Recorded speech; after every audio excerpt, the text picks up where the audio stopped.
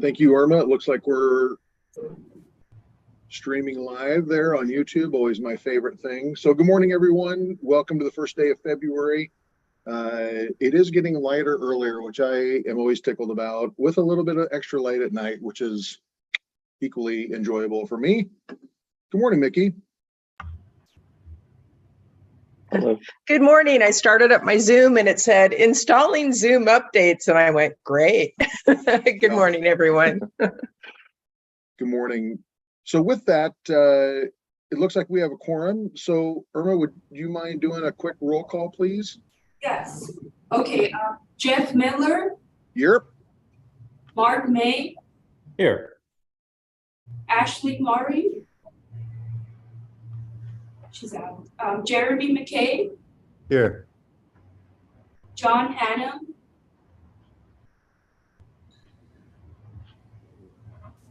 Jason Staggs. Samantha Ross. Here.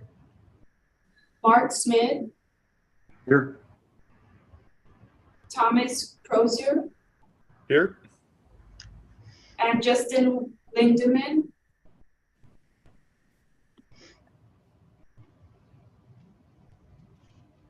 All right, thank you, Irma. So with that, we're going to get rolling here. Relatively light agenda, not to make it sound like Michael doesn't have a lot of financial things to talk about and consider, but with that, has everyone had an opportunity to look at the agenda? And if so, I would entertain a motion to approve. I have a motion to approve. Second that. Thank you, Jeremy. Thank you, Mark. And third, Tom, thank you. Any further discussion? Without seeing any, all those in favor, please say aye or raise your hand. Aye. Right. Unopposed, motion carries.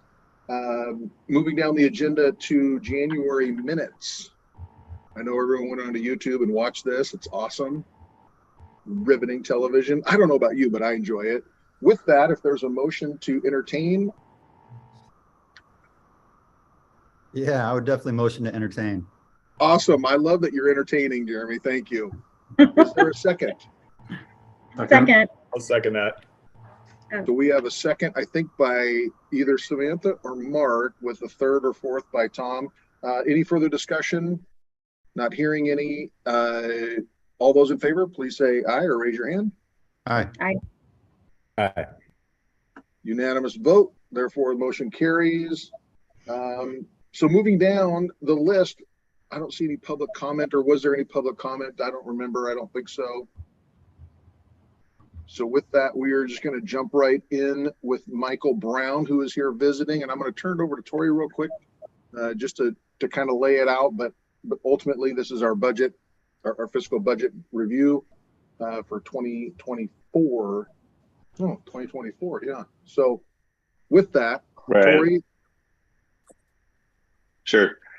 So yeah, it's fiscal year 2023-24, but it's confusing because who measures time that way? So we're just looking forward to 24, and we went over details in the last meeting as far as projects and what the framework would look like as far as the budget is concerned. So today, Michael, who's with the Redevelopment Department office, it's the financial division manager, is here to speak more to that. So what you'll see is Michael is responsible for pulling together the urban development department budget that will be kind of the recommended budget framework for what you can follow if you choose to as a participating citizen through the budget process that the city will go through basically from now until hopefully it gets adopted in June. So with that, turn it over to Michael. Thanks very much, Tori, for that introduction. We'll get this thing started and do the whole share screen so that no one is deprived of this riveting information.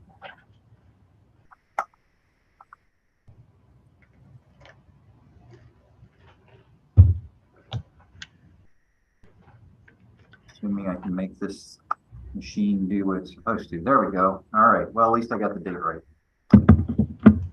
So here's West Salem's assessed values. This kind of gives you an idea of the growth. Sorry, Michael. I don't think we're seeing it. You're not seeing it? No. Huh. I don't know if that's the one that's highlighted. Oh, here we go. There we go. There we go. Thank you, Michael. All right.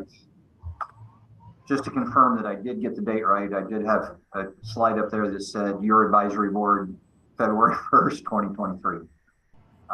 So here's your big picture of your assessed values as they've grown over time. It's been a relatively steady growth. This last year, I think it was about 5%, which led to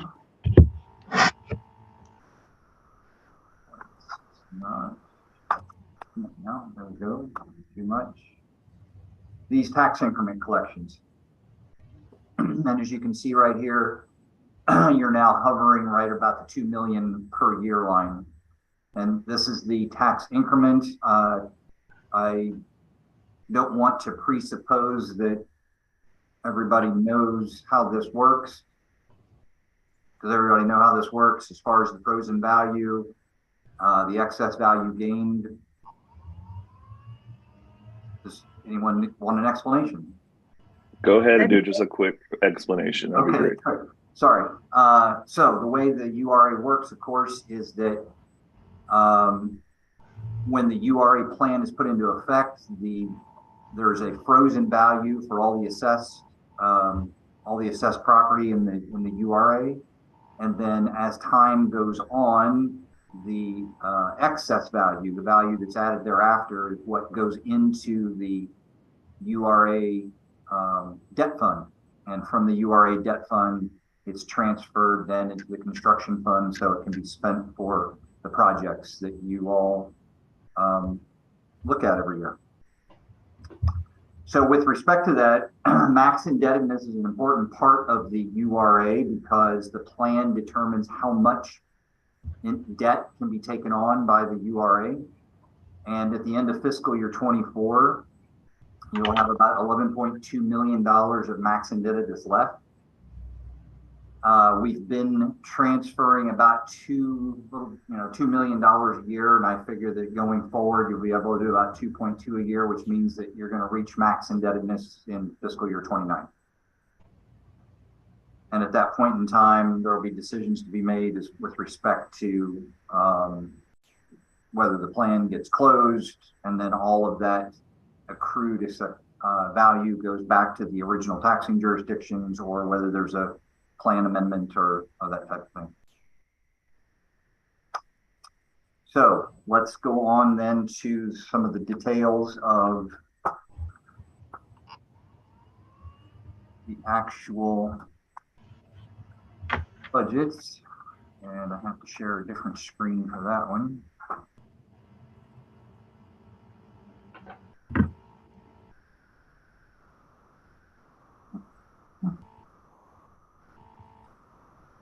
Just a moment here, please.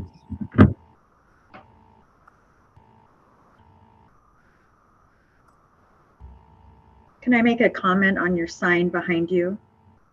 Bang head here. Oh, yes. I didn't put that up. Someone heard me probably yelling in the office at some point in time. You want me to take it down? Is it? Oh, okay. Tori probably put it up. Actually, I think it was Anita Sandoval that did that. Is it covering the whole, Michael, that actually was left from your head? Yeah. Okay.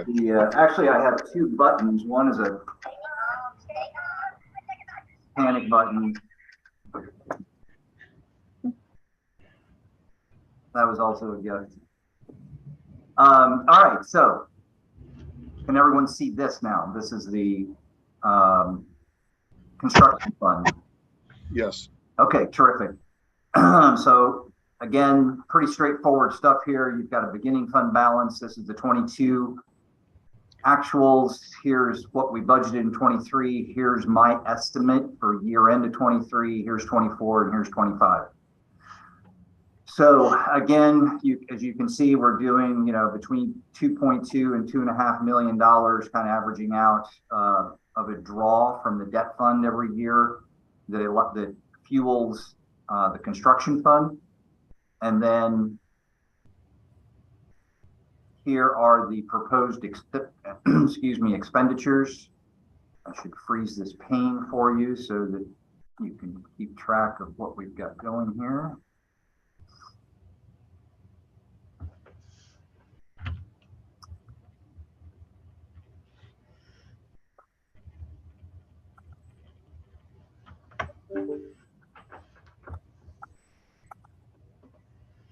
Okay.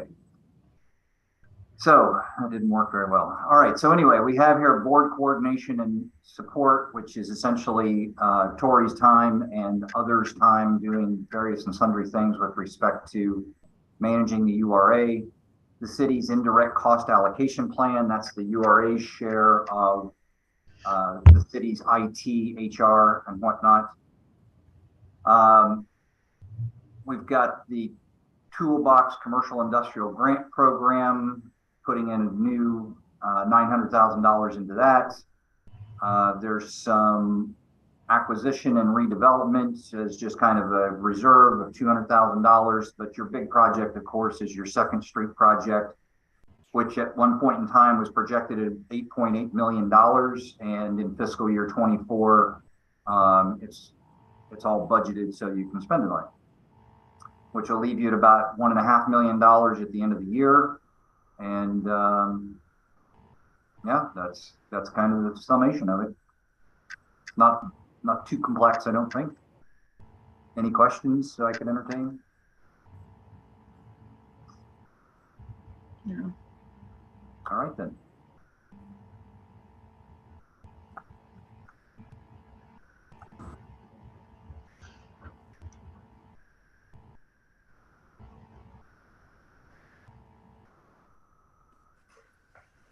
Michael, do you have, Oh, I'm go ahead, sorry. Tom. Nope. Yeah, Tom, no, I please. just had a question. So being newer to this, so the funds that are available there, I mean, has there been discussion at this point about how those would be budgeted, or is there a plan already in place for those? Or are they just currently available as needed?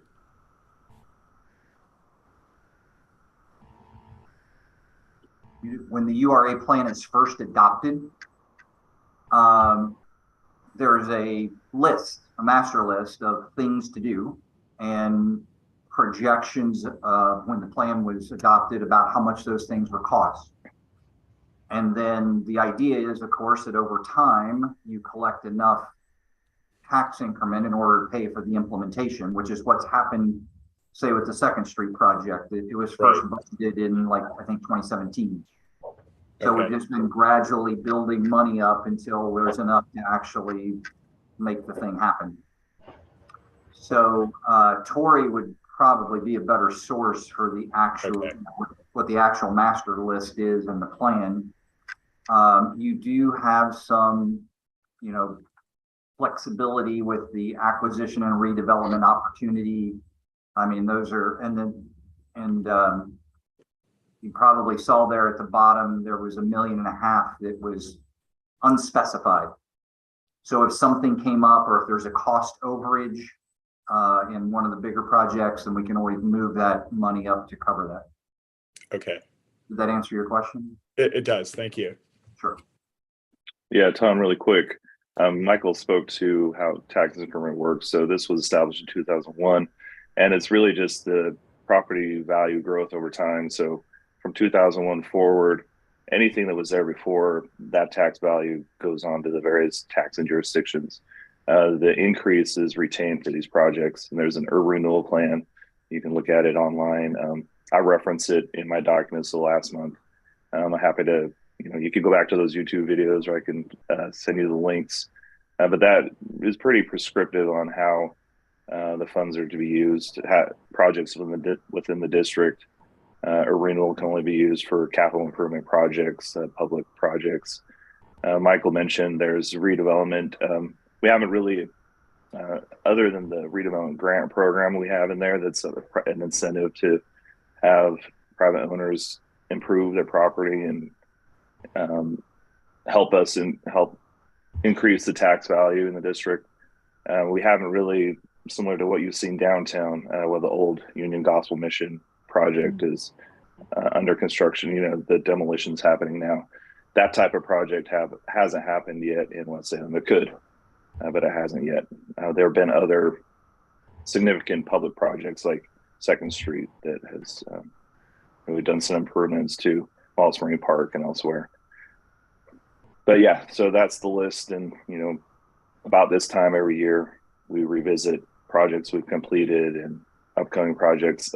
I wanted to add clarification to Michael's slide is, you know, with the 2.2 million roughly per year with the closure of 2029, that's project dependent. So we've been doing a lot to prepare for.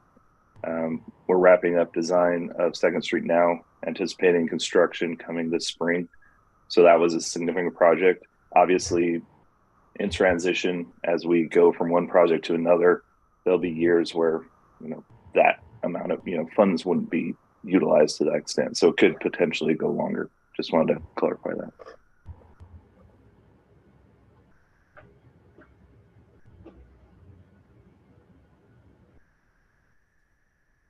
Any further questions for Michael or the spreadsheets they shared with us? No. Doesn't look like it. Well, Michael, thank you for getting up this morning and sharing with us and sharing the poster on your wall as well as your easy button gift. Entertainment. Really quickly, Jeff, this is a action item. So I included language, but you guys can frame it however you want. As far as I think Michael would like to hear that you can keep moving forward with budget prep. Okay. Yep. My apologies. So does anyone have any thoughts on the budget? Does anyone need to see it again to see what's on there, or is there a motion to approve the budget? I move that we approve as submitted. Thank you, Mark. Seconded by Jeremy. Any other further discussion? Not hearing any. All those in favor, please say aye. Aye. Aye. None opposed, so passes unanimously. Thank you, Mark and Jeremy. So Tori, does Michael need anything else from us, or he's good to go then at this point? No, he's good. No, he can listen if he wants, but yeah, of course he's done. Okay. Well, we're kind of running through this agenda relatively quick, so we're going to be done in plenty of time for Samantha to get to her next appointment.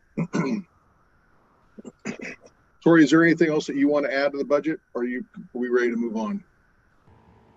Yeah, I would just say if you are interested, I'm not sure where the volunteer process is as far as being a participant in the budget committee. There's the citizen aspect to that. If you want to be a participant, I'm happy to share the link with you if you wanted to apply for that. If not, you could also track it. It'll be a budget, will be a public process. So I think the city council meetings are hybrid now. So if you wanted to watch in person, you can go in person, or you could watch on YouTube Live. You know, like I'm sure we have tens that are watching now. So you can track that as it goes through. Like I said, there'll be you'll see more activity as we get into, you know, through the February and March months. Then it'll really start to ramp up. So I think you can also sign up for notifications. So if there are meetings related to topics you're interested in, you can sign up for those to get notified, and you can watch it that way. Thank you, Tori. And I think just to add to that, I want to say that the budget committee, isn't that only like 3 weeks out of or a month or something like that? It's not like an every week kind of like planning or any of that sort of thing. Is that correct? Anyone know? I can weigh in on that one. The budget committee does meet mostly in the March and April timeframe. I think the maximum they do is 4 meetings, but most of the time they get their business wrapped up in 3. There's usually a meeting kind of earlier in the year just to get folks oriented and with respect to the long-term forecast. But for the most part, yes, it's a very it's a very intense but focused period of time. Perfect. Thank you, Michael. In fact, I think I applied for that once and was denied. I got the deny button right on my forehead, and it said, well, maybe that's not the right committee for me. So with that, we are moving on through the agenda. We are kind of at the end at this point. So if there's anything further let's just go through the organization. So Samantha, do you want to jump in for the West Salem Redevelopment? I mean, West Salem Business Association? Yeah, please. Yeah, sure. Mickey Varney actually is our next guest speaker. And that happens the fourth Thursday, February 23rd is our general meeting over at Roth's. And then we have our next public board meeting at Rodhawk Winery on the 8th of February. So if you feel inclined to join, please do so. Working on continuous growth. I feel like 2023 has been good so far as membership and folks coming to, it's only been one meeting, but feel like we had a good turnout for the principal. Jeremy was there, principal of West Salem High School spoke. Very motivational, good stuff. So that's what's going on with us. Thank you. Thank you. So memberships are going out because you had sent out, I believe, kind of the re-up for the memberships, and that has been going well. You're getting returns and that sort of thing. Good. Correct. Thank you, Tori. Good. Can anyone speak to the neighborhood association? No? I've been a speaker at the last two meetings. I'll probably go again tonight. They're meeting again at Roth's the first Wednesday of every month, similar to West Rab, so it's easier for me to keep track of it.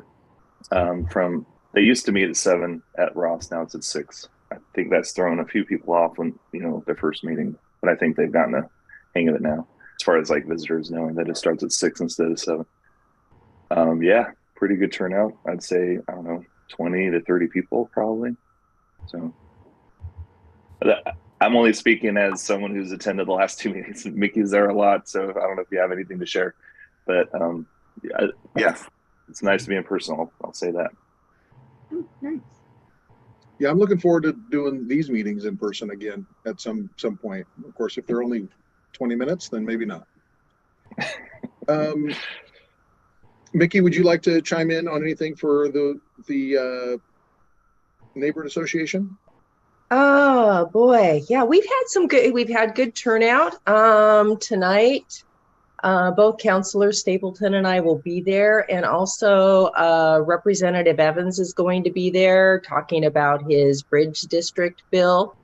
So you might be interested in attending and asking him questions on that. And Tori did a great job just describing what's going on with it. It's good to see the involvement. Thank you. Well, Mickey is going to have a late night and an early morning because she's also attending a chamber event tomorrow morning, 7, that is being held actually at the council chambers, which is a first for the chamber meeting, public policy meetings. So if any of you are chamber members, it would be interesting to get on there. Basically, it's an introduction to the 4 new councilors as well as the new city manager, Keith Staley. I encourage everyone to jump in on that. Jeremy, I saw that you unmuted. Was there something you'd like to add? Yeah, just circling back to WSNA, I heard Evan speak yesterday about the Bridge District and a few other things, and really fascinating stuff. I highly recommend people check it out. Thank you. I also know that there's I want to say Representative Kevin Mannix is presenting a bill to get a task force together to kind of get that third bridge rolling again. I think they're taking testimony down at the Capitol tomorrow, the 2nd, if I remember correctly. I don't know what time, but please. It's at 5 o'clock, and hearing room, I think it's F, but I need to find it. But yes, both of those are going to be at a public hearing tomorrow at 5. Do you know, are they working in unison? I do not know. That's a good question to ask this evening. I can, I don't know. Yeah, I don't know either. Okay, well, that's good. I think all of us being West Salem people, whether we own, live, or work in West Salem, would love to get that conversation rolling again. So with that, any additional topics that this group would like to see moving forward? Samantha, we always have the sign topic, and I'm with you on that. I do love that idea. So I know that Tori's kind of been kicking around some things and still working on it. But other than that, I just want to open it up for everyone to, if there's something of concern or some sort of topic that's heavy on your heart and you want to talk about it or get it addressed, please let me know. Let Mark know. Let Tori know.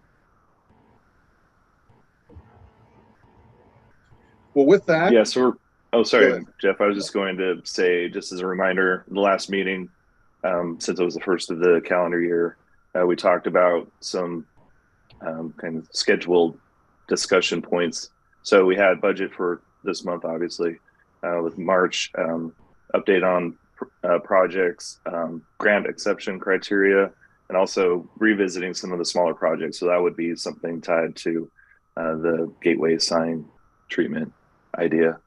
And then April, looking at probably like a city manager's office, public policy discussion, public works update. In May, we like to hear from so I work with other urban renewal project managers in my office. Cherie Wargren is downtown and Sarah Long is North Gateway. So it's nice to hear from them, what's happening in the various parts of Salem. So I had them included as an update in May, and then ODOT in June, and so on. So if you need that, again, I'll send it to you. But with each meeting, when Jeff is entertaining a motion for the agenda, there's an opportunity for people to weigh in and say, I want to see something else on the agenda then, or you could just email us or send Jeff, Mark, or myself information on what you'd like to talk about. We can see about working it into the agenda. Thank you, Tori. I think everyone knows how much I love those Christmas lights when they come around. And I just wanted to highlight, other than West Salem Business Association getting that coordinated, thank you, Samantha. The only other thing that you see is in Kaiser, which is their own little community, obviously. And then downtown, I'm hoping that you all recognize that downtown, they decorated trees downtown. It was a whole great kind of Christmas feel for a few blocks downtown. I just love that. I think that brings out a really cool vibe and cool spirit for the season. And so hopefully we can continue to grow on some of those things in West Salem specifically. Just my 2 cents on that sort of thing. I think it's important in that time. We're bringing in, where's Rudolph for next year in West Salem. So we're going to come up with some sort of, if you can, pick the 2 locations where Rudolph is, the red-nosed reindeer. You get like some sort of a prize, whether it be a business or an individual. So we're going to bring that into the mix, kind of make it a little bit fun. So, yeah. So I will add. Go ahead, please. Oh, sorry. So, like you mentioned, it's a concerted effort because you have, the ornamental lights that are along Edgewater that have the brackets and everything that support the lights, but that's all done by the West Salem Business Association with Salem Electric. Salem Electric, when they're out there with their trucks and everything, they put it up. So, I mean, it's definitely an awesome effort. We will have, hopefully, I don't know if it'll be ready for the next season, but Second Street will also have those. So it'll have to be like more materials, and hopefully Salem Electric will be on board putting them up through there too. But those lights will have the ability to, for some treatment as well. So hopefully it'll get further in the future. I'll take note of that, Tori. Yeah, I love hearing all that. That's cool stuff. Little piece of Americana. Well, with that, we are at the end of our agenda, and with the gift of time, everyone's going to be able to run off and do your real work for the remainder of the day. unless there's anything further to add, we will adjourn early. Mark, you were going to say something, or are you just going to say goodbye? Goodbye. All right, everyone. Have a great day. Thank you for your time, and we will see you next month. Thanks, See you guys.